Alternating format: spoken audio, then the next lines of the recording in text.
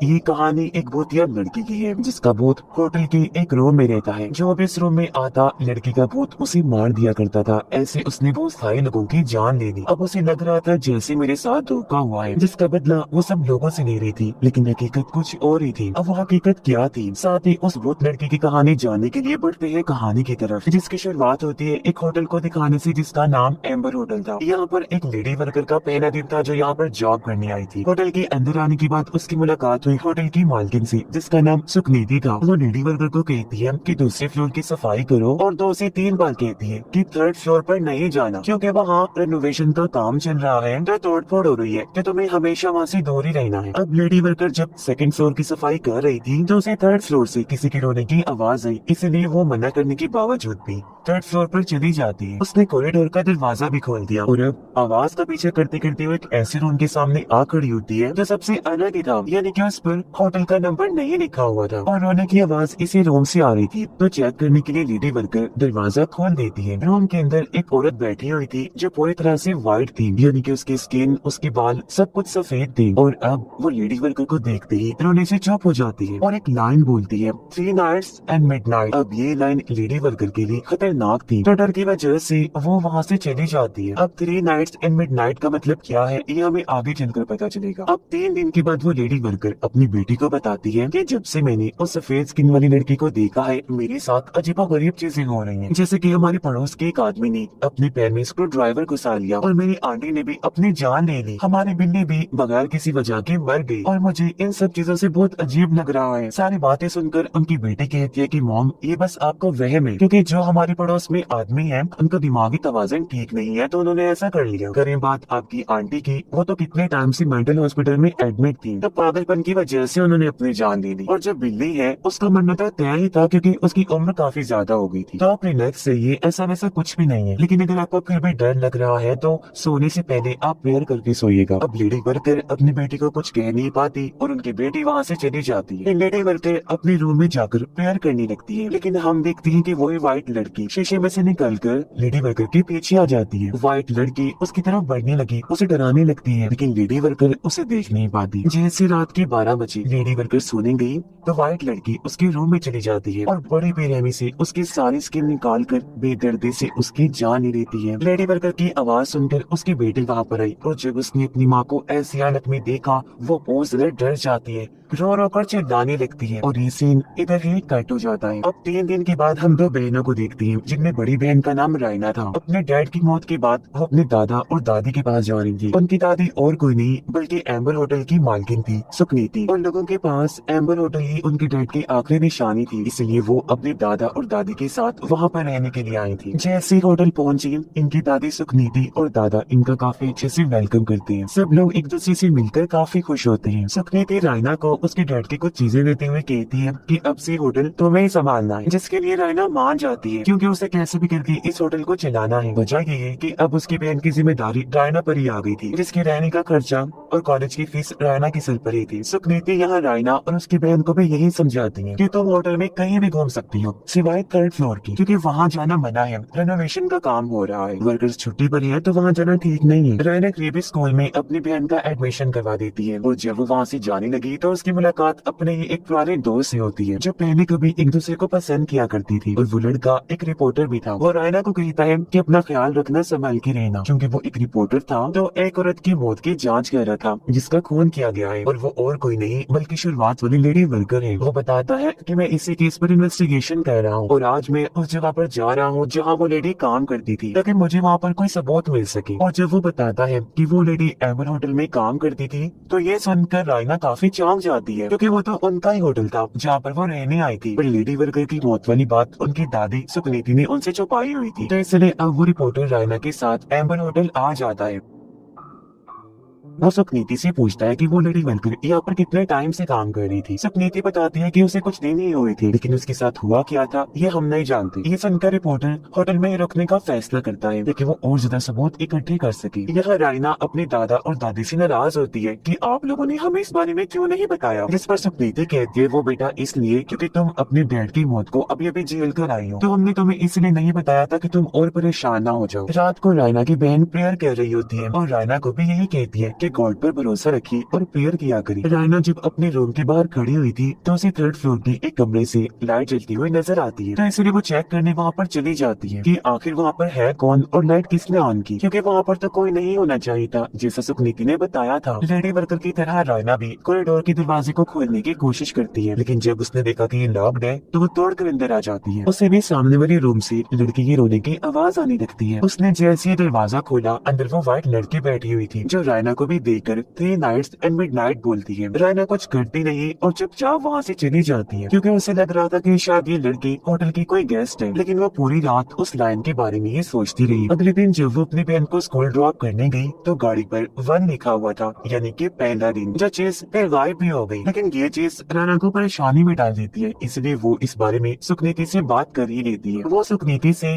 3 nights and midnight का मतलब पूछती है। वो बताती है कि कल रात मुझे 3rd फ्लोर के एक रूम से लाइट जलती हुई नजर आई। जब मैं वहाँ गई तो मुझे किसी लड़की की रोने की आवाज आई। तब मैं उस रूम वाली गेस्ट को चेक करने गई कि क्या वो ठीक है। यह रायना के मन में एक सवाल ये भी आ रहा था कि अगर 3rd फ्लोर पर कोई रह रहा था तो फिर सुकृति ने ये क्यों कहा कि वहाँ रेनोवेशन का काम हो रहा है, वहाँ पर कोई नहीं है। मगर उसकी सारी बातें सुनकर सुकृति काफी घबरा जाती है। उसे देखने से साफ लग रहा था कि वो 3rd फ्लोर की भयानक राज को जानती है, इसलिए वो हर किसी को वहाँ जाने से मना किया करती थी। लेकिन अब क्योंकि रायना वहाँ पर चली गई थी तो सुकृति ये सोचकर भी काफी डरी हुई थी। उसे इस टाइम कुछ समझ ही नहीं आ रहा था कि मैं रायना को क्या कहूँ, और रायना वहाँ से चली जाती है। अब रायना अपनी बहन को स्कूल ड्रॉप करने के लिए चली जाती है। उनके जाने के बाद सुकृति के पास उनका हस्बैंड आया। वो बताता है कि आज पुलिस हमारे होटल में आने वाली है, क्योंकि लेडी वर्कर की बेटी ने पुलिस को सब कुछ बता दिया है जो कुछ उसके साथ यहाँ हुआ था। तो पुलिस आकर इन्वेस्टिगेशन करना चाहती है। ये सुनकर सुकृति दुखी होते हुए बताती है कि अब कुछ नहीं हो सकता, क्योंकि रायना भी 3rd फ्लोर पर चली गई है और उसने वो रूम खोल दिया है। जो सुनकर उसका हस्बैंड भी काफी डर जाता है। दोनों सोच में पड़ जाते हैं कि अब हम क्या करेंगे। लेडी वर्कर की मौत की खबर हर जगह फैल गई थी। पुलिस भी यहाँ पर इन्वेस्टिगेशन करने आ चुकी थी, और जब ये बात सभी गेस्ट को पता चलती है तो वो वहाँ से जाने लगते हैं। यहाँ पर रिपोर्टर भी था और सारी चीजों की इन्वेस्टिगेशन कर रहा था।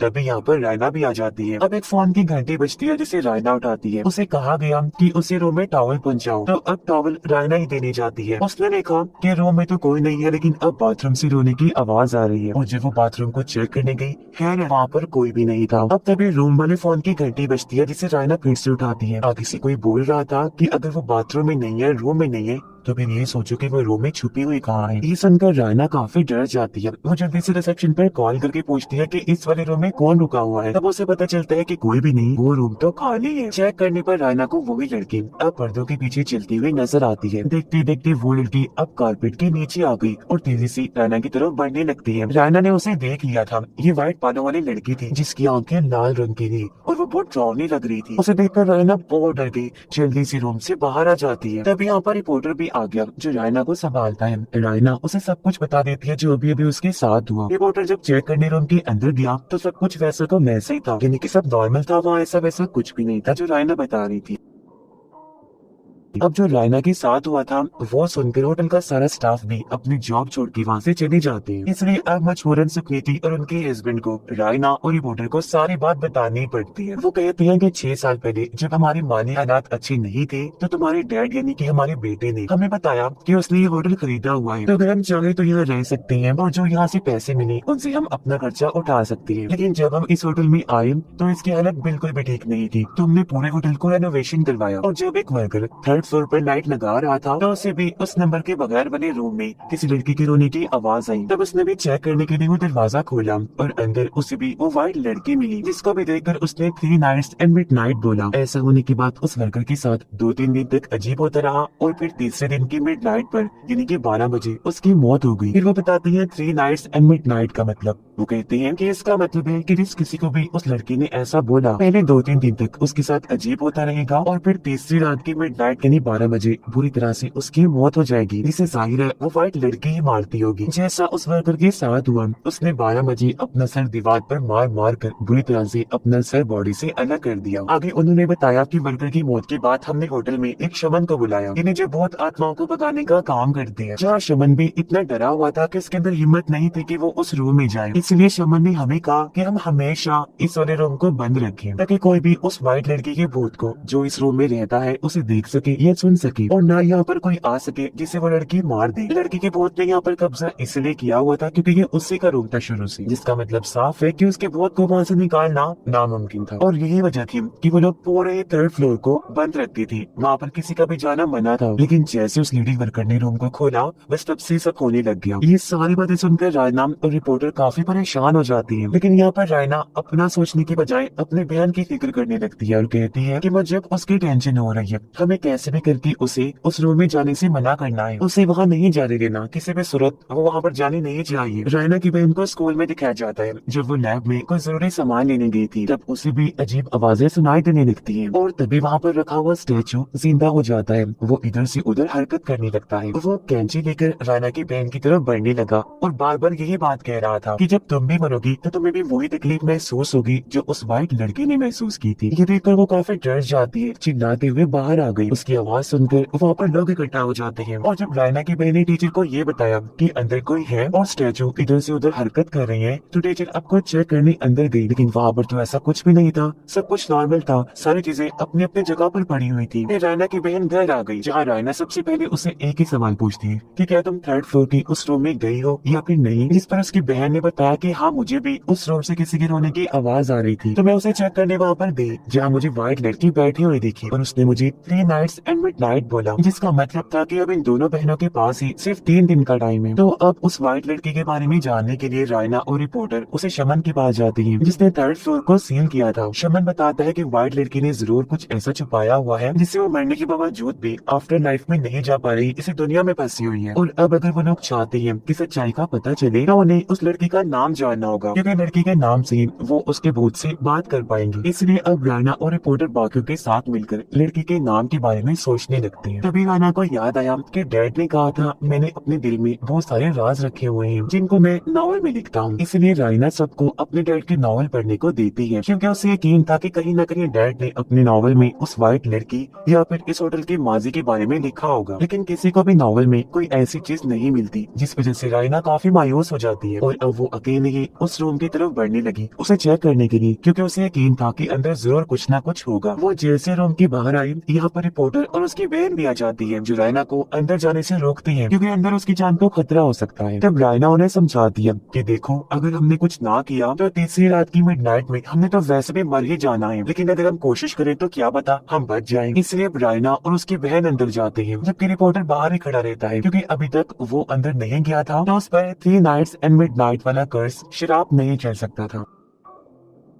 रूम में आने के बाद रायना और उसकी बहन अलग अलग होकर वहाँ हर तरफ से बहुत ढूंढने लगती है, जहाँ उनकी नजर एक सूखे हुए सफेद फूल पर पड़ती है। रायना की बहन बाथरूम में गई उसे चेक करने, जहाँ शीशे में वो उस लड़के के भूत को देखती है जो उसे डरा रही थी। रायना बेड के नीचे चेक करने गई, जहाँ पर उसे एक पेपर का टुकड़ा मिला जिस पर एंजल लिखा हुआ था, जिसे रायना अपने पास रख लेती है और उसे दिखाने अपनी बहन के पास जाने लगी। लेकिन उसने देखा कि मेरी बहन तो पोजेस हो चुकी है, यानी लड़की की आत्मा अब उसकी बहन के अंदर आ गई थी। रायना उसे होश में लाने की कोशिश करती है, लेकिन उसकी बहन के सर पर अब एक चेहरा आ गया था, इसलिए वो रायना पर हमला कर देती है, अपना सर दीवार पर मारती है और दीवार के ऊपर चढ़ जाती है। वो बहुत भयानक लग रही थी। उसके चिल्लाने की आवाज सुनकर रिपोर्टर भी अंदर आ गया, जहाँ वो किसी तरह उसे पोजेशन से तो बाहर ले आता है, लेकिन वो खुद भी काफी जख्मी हो गया था। अब रायना की बहन तो बिल्कुल ठीक हो गई थी, लेकिन तभी इन्हें अपने सामने व्हाइट लड़की का भूत खड़ा हुआ नजर आया, जो फिर से बोलती है 3 नाइट्स एंड मिडनाइट, जो लाइन उसने रिपोर्टर के लिए बोली थी, यानी कि अब वो कर्स उस पर भी चल गया था, क्योंकि वो इस रूम के अंदर जो आ गया था। लेकिन वो तीनों जल्दी से भागकर रूम से बाहर आ जाते हैं। तभी इन्होंने देखा कि 12 बज गए हैं, यानी कि रायना और उसकी बहन का दूसरा दिन शुरू हो गया था, जबकि रिपोर्टर का आज पहला दिन था, जिस वजह से तीनों ही अपनी अपनी जिंदगियों को लेकर परेशान होने लगे, रोने लगते हैं। रायना रिपोर्टर को बताती है कि मुझे लगता है कि वो कमरा उसी लड़की का था, यानी कि वो वहीं पर ही रहती थी, शायद डैड भी उसे जानते होंगे, इसलिए उन्होंने उसे रहने दिया। तभी रायना रिपोर्टर और अपने दादा और दादी को वो पेपर का टुकड़ा दिखाती है। उसे देखकर सुखनीति और उसके हस्बैंड और भी ऐसे पेपर के टुकड़े लाते हैं, जो उन्हें हर रूम के बेड के नीचे से मिले थे। हर टुकड़े पर एक जर्सी राइटिंग थी, यानी कि ये एक लेटर था, एक खत था, जिसे किसी ने टुकड़े टुकड़े करके होटल के हर एक रूम में अलग अलग रख दिया था, यानी कि ये चीज किसी गेम की तरह, पजल की तरह बना दी गई थी। जैसे उन्होंने इसको जोड़ा तो वहाँ पर एक लड़की का नाम लिखा हुआ था, जो था जैस्मिन, जिसे इन्हें लगा कि जरूर उस व्हाइट लड़की का नाम जैस्मिन है। और ये लेटर जैस्मिन ने रायना के डैड के लिए लिखा था। लेटर में लिखा हुआ था कि मैं रायना के डैड को पहली बार पाइन के पेड़ के पास मिली थी जो जंगल में है, और वो टाइम मेरे लिए सबसे बेस्ट टाइम था क्योंकि उसके बाद मैंने रायना के डैड के साथ बहुत अच्छा टाइम गुजारा, और मैं चाहती हूँ कि मैं उनके साथ हमेशा ही उसी जंगल में पाइन के पेड़ों के पास रहूं। पता चला कि जैस्मिन एंजल भी रायना के डैड को ही बोल रही थी। अब इससे ये लोग समझ जाते हैं कि अगर हम पाइन के पेड़ों के पास उस जंगल में जाएं तो जरूर हमें वहाँ से कोई ना कोई सुराग मिल सकता है। इसीलिए अब रायना और रिपोर्टर पास के जंगल में पाइन के पेड़ों को ढूंढने निकल जाती हैं। जल्दी उन्हें वो जगह मिल भी गई थी क्योंकि पाइन के पेड़ों के साथ वहाँ बहुत सारे सफेद फूल भी उगे हुए थे, और ये वही जगह थी जहाँ रायना के डैड और जैस्मिन मिला करती थी। रायना यहाँ पर आकर और भी चीजें याद करने लगती है। लेटर के मुताबिक वो नॉर्थ की तरफ बढ़ने लगते हैं। वो एक नदी के पास पहुंचे जहाँ उन्हें एक बोटमैन कश्ती में बैठा हुआ इस तरफ आता हुआ नजर आया। उस आदमी से वो पूछने लगे कि आखिर वो व्हाइट फ्लावर्स मेनली असल में उगते कहाँ हैं, यानी कि उनका ओरिजिन कहाँ पर है, क्योंकि हो सकता है जैस्मिन उसी जगह की रहने वाली हो। तो वो बोटमैन बताता है कि वो फूल हमारे गाँव में ही उगते हैं, हमारे गाँव ही उसका ओरिजिन है, और हमारे गाँव का नाम भी व्हाइट फ्लावर विलेज है। जिसे सुनकर रायना और रिपोर्टर थोड़ा खुश हो जाते हैं क्योंकि उन्हें लग रहा था कि शायद हम सच्चाई के बहुत ही करीब हैं। इसीलिए वो बोटमैन से मदद मांगते हुए कहते हैं कि आप प्लीज हमें गांव के हेड के घर ले चलिए, हमने उनसे कोई जरूरी बात करनी है। बोटमैन उनकी मदद कर देता है और वो उन्हें हेड के घर ले आता है। जब रायना और रिपोर्टर हेड से बात करना शुरू करते हैं, वो उन्हें होटल में हो रही मौतों के बारे में बताते हैं। लेकिन जैसे उन्होंने हेड को व्हाइट लड़की जैस्मिन की शक्ल सूरत के बारे में बताया, यानी कि वो पूरी व्हाइट है, उसकी आंखें लाल है, तो हेड काफी घबरा जाता है ये सुनकर, और उन्हें वहाँ से ये कहकर निकाल देता है कि मुझे इस पर कोई बात नहीं करनी क्योंकि मैं कुछ नहीं जानता। अब बाहर बारिश हो रही थी और ये लोग रिवर भी क्रॉस नहीं कर सकते थे, इसीलिए बोटमैन उन्हें कहता है कि आज रात तुम यहीं पर रुक जाओ मेरे घर। अंदर आने के बाद रायना काफी उदास हो जाती है क्योंकि उससे यहाँ पर कोई भी सबूत नहीं मिला और अब इनके पास बस एक दिन का टाइम है। यहाँ रायना रिपोर्टर को ये भी बताती है कि जब मेरी मॉम बीमार पड़ी और मेरे डैड को कैंसर हुआ तो मैंने बहुत प्रेयर्स की, लेकिन फिर गॉड ने मेरी नहीं सुनी, मेरी मदद नहीं की, बल्कि मेरे पेरेंट्स को मुझसे छीन लिया। लेकिन सब कुछ भुलाकर जब मैं यहाँ पर रहने आई तो मुझे यहाँ पर भी सब कुछ वही देखना पड़ेगा, यानी कि अपनी और अपनी बहन की मौत। ये बताकर वो रोने लगी, कहती है कि मुझे समझ नहीं आ रही कि गॉड मेरे साथ कर क्या रहे हैं। तब रिपोर्टर उसे समझाता है कि देखो, अगर तुम्हारे साथ बुरी चीजें हो रही है ना आज, तो इसका मतलब है कि गॉड तुम्हें आने वाले बुरे वक्त के लिए तैयार कर रहा है, ताकि अगर कभी तुम आने वाले टाइम में भी किसी मुसीबत में फंसो तो तुम हार ना मानो, बल्कि गॉड से दुआ करो, गॉड पर यकीन रखो। अभी वो ये बातें कर ही रहे थे कि तभी उन्हें हेड और उसकी वाइफ की लड़ने की आवाजें आती है, जिससे रिपोर्टर को शक हुआ कि हेड की वाइफ जरूर कुछ ना कुछ तो जानती है और वो छुपा रही है, क्योंकि पहले भी जब वो लोग बातें कर रहे थे तो उसने हेड की वाइफ को चुपके से उनकी बातें सुनते हुए देख लिया था, इसलिए चुपके से हेड के घर घुस जाते हैं और इन्हें वहाँ उस व्हाइट लड़की जैस्मिन की पेंटिंग नजर आती है। और फिर तभी हेड की वाइफ उन्हें बता देती है कि असल में ये लड़की हमारी बेटी है। तो अब वो लोग बोटमैन को और हेड की वाइफ को सब कुछ बताने के लिए कहते हैं। तब बोटमैन उन्हें बताता है कि उस लड़की का यानी व्हाइट लड़की का असल नाम मेनल है, जो कि मिडनाइट में हेड के घर पैदा हुई थी, लेकिन उसे एक बीमारी थी जिस वजह से उसका पूरा जिस्म ही व्हाइट था, यहाँ तक कि उसके बाल भी, उसकी स्किन भी। इसी वजह से तो उसका नाम उन व्हाइट फ्लावर्स के ऊपर रखा गया था, जिन व्हाइट फ्लावर्स पर इस गाँव का नाम रखा गया था। मेनल की शक्ल सूरत की वजह से हर कोई उसे परेशान करता, बच्चे उसे बुले करते थे और अक्सर तो उसे डेविल कहती थी कि ये कोई इंसान नहीं है बल्कि शैतान है। उसके डैड भी उसे हमेशा पीटा करते, कमरे में बंद करके रखते थे, क्योंकि उसकी वजह से गांव में उनकी इज्जत कम हो रही थी। यही वजह है कि मैनर अकेली रहने लगी। वो अपने माइंड में गेम्स बनाती, अपने साथ ही खेला करती थी और डांस करती थी, लेकिन जैसे 20 साल हुए वो घर से भाग गई और कोई नहीं जानता कि भागकर वो कहाँ गई है। ये सारी सच्चाई जानने के बाद रायना और रिपोर्टर वापस होटल में आ जाती है, और क्योंकि उन्हें मैनर का असली नाम भी पता चल गया था, इसलिए वो होटल में शमन को बुलाती है, जहाँ पर शमन मैनर के नाम के जरिए उसकी आत्मा से बात करते हैं और उन्हें बताता है कि जब मैनर अपने घर से भागी थी तो वो उसी जंगल में उन पाइन के पेड़ों के पास गई थी, जहाँ पर पहली बार उसकी मुलाकात हुई रायना के डैड से, जहाँ पर रायना के डैड ने न सिर्फ उसकी जान बचाई, उसकी मदद की, बल्कि उसे अपने होटल में रहने के लिए रूम भी दिया। उसने अपनी माँ की सारी ज्वेलरी भी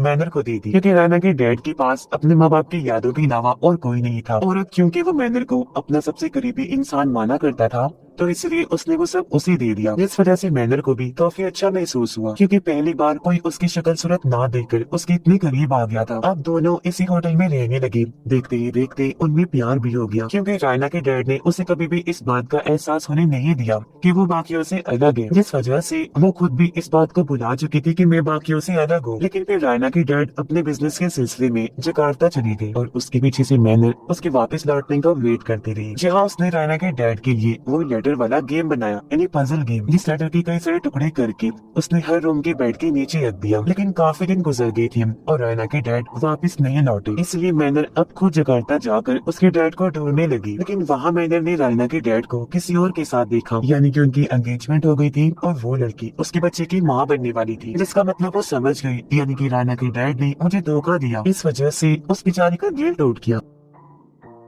होटल वापस आकर उसने चाकू से अपने जिस्म की सारी जिल्द निकाल दी, क्योंकि इस तरह दिल तोड़कर रायना के डैड ने उसे यह एहसास दिला दिया था कि वो सच में बाकियों से अलग है। वो किसी के काबिल नहीं और ना ही कोई उसे कबूल कर सकता है। सिर्फ अपनी शक्ल सूरत की वजह से वो हमेशा अकेली रहेगी, इसलिए वो लगातार 3 दिन तक अपने जिस्म से अपने स्किन को अलग करती रही। फिर जैसे ही तीसरी रात की मिडनाइट आई तो दर्द में तड़प कर उसकी मौत हो गई। ये सुनकर रायना और रिपोर्टर को काफी दुख भी हुआ, साथ ही वो काफी डर भी जाती है। वो शमन से पूछते है कि अब हम इन सबको ठीक कैसे कर सकते हैं, जिस पर शमन कहते हैं कि अब तुम्हें मैनर का टूटा हुआ दिल जोड़ना है, यानी कि अब उन्हें मैनर की लाश ढूंढनी होगी कैसे भी करके, जिसमें उन्होंने मैनर की लाश को किसी ऐसी चीज से जोड़ना है जो जिंदा चीज का काम करे और मैंने इन्हें माफ कर दी। लेकिन जब उन्होंने शमन से पूछा कि हम ये काम करेंगे कैसे, तभी आकर मैंने भी आत्मा ने शमन पर हमला कर दिया। वो उसकी गर्दन पकड़ लेती है और बुरी तरह उसका सर जिस्म से अलग करके उसे मार डालती है, जो सीन बहुत ही भयानक था। और अब उसका असली रूप देखकर रायना और रिपोर्टर भी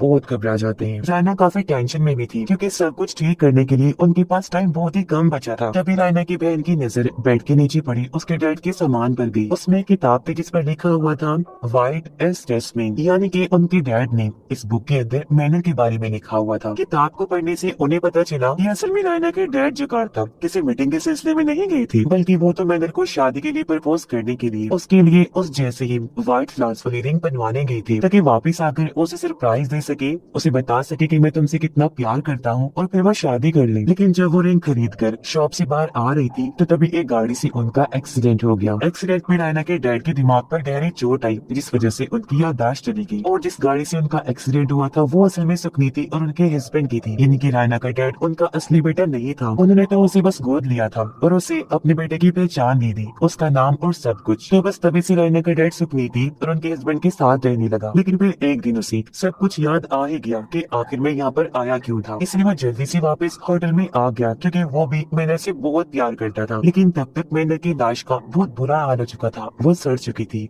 और ये देखकर रायना के डैड को बहुत दुख हुआ। वो पूरी तरह से टूट गई। वो हर टाइम यही सोचती रहती है कि काश उस दिन मैं मैनर को सब कुछ बता देता, सच मैं तुमसे कितना प्यार करता हूँ और तुम्हें सरप्राइज देने के लिए ही मैं जा रहा हूँ। इससे होता ये कि आज वो खुद के साथ ऐसा ना करते और ये दोनों साथ होते और उन्होंने शादी कर ली होती। लेकिन अब क्योंकि मैनर की मौत हो चुकी थी, वो जा चुकी थी, इसलिए रायना के डैड उसकी लाश को होटल के बेसमेंट में बने एक सुरंग में ही दफन कर देती है, ताकि वो बरी हो सके। कब्र के ऊपर उसने वही व्हाइट फूल वाली रिंग की तस्वीर बना दी जो उसने मैनर के लिए बनवाई थी, ताकि इससे मैनर की आत्मा को सुकून मिल सके और उसकी कब्र हमेशा यहीं पर रहे जहाँ उसने मैनर के साथ अपने इतनी सारी और इतनी प्यारी यादें बनाई। जिसके बाद रायना के डैड हमेशा के लिए इस होटल से दूर चले गए, क्योंकि वो हमेशा इस दुख में रहकर अपनी जिंदगी नहीं जी सकते थे। ये सब देखकर रायना और उसकी बहन समझ गई कि इसका मतलब है कि डैड ने कभी मैनर को धोखा दिया ही नहीं था, बल्कि वो तो उसे इतना प्यार करती थी। मगर सच जाने से पहले ही मैनर की मौत हो गई। तो अब उन्हें कैसे भी करके मैनर को सारी सच्चाई बतानी होगी। जहाँ तभी उन्हें शमन की कही बात याद आती है कि उन्हें मैनर की लाश को किसी ऐसी चीज के साथ जोड़ना होगा जो जिंदा चीज का काम कर सके। और अब उस जिंदा चीज का काम करने वाली थी ये रिंग, जिससे वो मैनर की लाश को पहनाकर उसका टूटा हुआ दिल जोड़ सकती थी, जिससे वो भी सच्चाई जान ली कि रायना के डैड ने उसे कितना प्यार किया था और कभी धोखा नहीं दिया था। जिसके बाद रायना और रिपोर्टर होटल के बेसमेंट में आ जाते हैं। वो पूरी तैयारी करके आए थे ताकि टनल के अंदर उसकी कब्र को ढूंढ सके। जिसके बाद वो सुरंग में अलग अलग जाकर मैनर की लाश को ढूंढने लगती है। लेकिन तभी यहाँ पर मैनर की आत्मा भी आ जाती है, क्योंकि वो उन्हें इतनी आसानी से ये काम करने नहीं दे सकती थी। वो इनका टाइम जाया करने के लिए रिपोर्टर को पोजेस्ट कर लेती है और उसके जरिए वो रायना को गलत रास्ता बताती है। लेकिन बहुत जल्द रायना को पता चल गया कि रिपोर्टर पोजेस्ट है और अगले ही पल वो रायना पर हमला कर देते हैं, जिससे बचकर वो उससे दूर भाग जाती है। लेकिन रायना अपने बचाव में रिपोर्टर पर हमला करके उसे जख्मी कर देती है, ताकि अगर मैंने उसे पोजेस्ट भी कर ली तो वो उसके करीब ना आ सके। जिसके बाद एक बार फिर से रायना कब्र को ढूंढना शुरू कर देती है। साथ ही वो काफी परेशान भी थी क्योंकि अब उसके पास टाइम बहुत ही कम बचा था। कुछ ही देर में 12 बजने वाली थी। तभी रायना को अपने बैग में अपने दादा और दादी का लेटर मिलता है कि रायना, अगर तुम्हें कोई भी रास्ता ना दिखे तो तुम गॉड से प्रेयर करना, देखना वो फिर तुम्हारी मदद जरूर करेंगी, क्योंकि उसके पास आखिरी रास्ता गॉड ही है जो जरूर हेल्प करती है। तो इसीलिए अब रायना प्रेयर करने लगती है। वो रो रो के गॉड से दुआ करती है। उधर रायना की बहन भी अपने दादा और दादी के साथ मिलकर प्रेयर कर रही थी, क्योंकि उसे यकीन था कि हमें सिर्फ गॉड ही बचा सकती है। और ऐसा होता भी है, क्योंकि तभी कुछ दूर चलने के बाद रायना को वो कब्र मिल जाती है, जिसे रायना खोदना शुरू करती है और उसे कुछ ही देर में मैनर का स्केलेटन ढांचा मिल जाता है। लेकिन इससे पहले रायना उस रिंग को मैनर के हाथ में पहनाती, यहाँ पर पोजेस्ड रिपोर्टर आ गया। वो रायना पर हमला कर देते हैं, लेकिन वो जैसी तैसे अपनी जान पर खेलकर वो रिंग मैनर के हाथ में पहना ही देती है, जिससे कि उसकी लाश और जिंदा चीज यानी कि वो एलिमेंट आपस में मिल चुकी थी। ऐसा होते ही मैनर सारी सच्चाई जान गई थी। उसकी आत्मा को शांति मिल गई, सुकून मिल गया और अब वो वहाँ से चली जाती है। कुछ ही देर बाद रायना और रिपोर्टर टनल से बाहर आ गई, जहाँ वो सब लोग आपस में मिलकर जज्बाती हो गए, रोने लगती है, क्योंकि उन्हें लग रहा था कि हमने सबने मिलकर आखिरकार सब कुछ ठीक कर ही दिया। रायना और रिपोर्टर ने वह सब कुछ पुलिस को बता दिया जो उनके साथ हुआ था। फिर रिपोर्टर रायना से बात करने आया। उसे कहता है कि मैं आज भी तुमसे प्यार करता हूँ और सिर्फ तुम्हारे साथ ही रहना चाहता हूँ। ये कहकर वो उसे शादी के लिए प्रपोज करता है।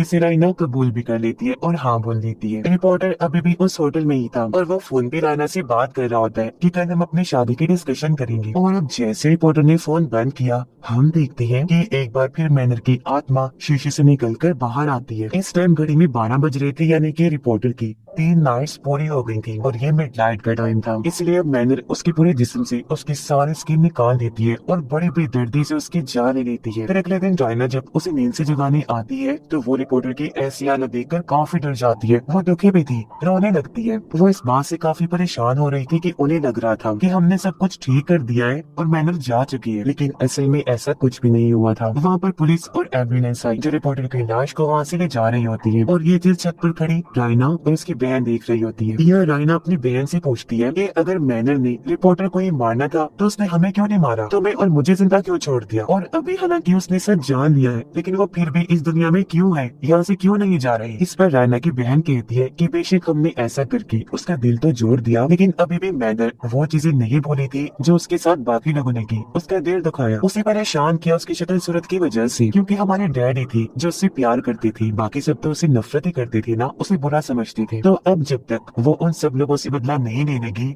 वो यहाँ से कभी नहीं जाएगी, और क्या पता वो जाए ही ना, क्योंकि उसने उस रूम में ही अपनी जान ली थी। तो ऐसा करने वाले लोगों के लिए अगली दुनिया में भी कोई जगह नहीं होती, उनकी आत्मा को कभी सुकून नहीं मिलता और वो हमेशा से ही दुनिया में फंसे रह जाती है। जैसे कि मैनर को ही देख लो, वो वहाँ फंसी हुई है। अपनी बहन की सारी बातें सुनकर रायना काफी हैरान रह जाती है। वो सोचती है कि आखिर मेरी बहन को ये सारी बातें कैसे बताएं, और फिर तभी रायना की बहन रायना की तरफ देखती है जिसकी आंखें एकदम लाल थी, यानी कि मैनर ने उसे पोजेस्ट किया हुआ था, वो उसके अंदर आई हुई थी। और अब तक रायना की बहन जो बोल रही थी वो उसे मैनर ही बुलवा रही थी, जहाँ वो उनसे ये भी कहती है कि तुम्हारे डैड ने हाँ सच में मुझसे सच्चा प्यार ही किया था, इसलिए अब से पूरी जिंदगी मैं तुम्हें कुछ नहीं कहूंगी, कोई नुकसान नहीं पहुंचाऊंगी, क्योंकि तुम दोनों उनकी बेटियां जो हो। जिसके बाद रायना और उसकी बहन अपने दादा और दादी के साथ हमेशा के लिए उस होटल को छोड़कर चली जाती हैं। साथ ही पुलिस ने भी उस होटल को अब पूरी तरह से सील कर दिया था, क्योंकि यहाँ पर इतनी सारी मौतें जो हुई थी। और अब 2 पुलिस वाले 3rd फ्लोर को चेक करने आए। वो उसी मैनर वाले कमरे में जाती है जहाँ अंदर मैनर बैठी हुई थी,